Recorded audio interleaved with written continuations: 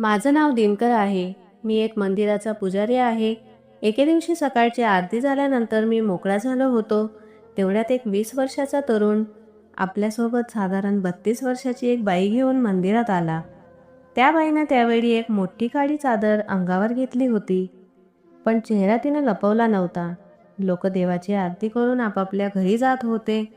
तो मुलगा माझ्याकडे आला, मला प्रणाम केलं आणि माझ्याजवळ बसला.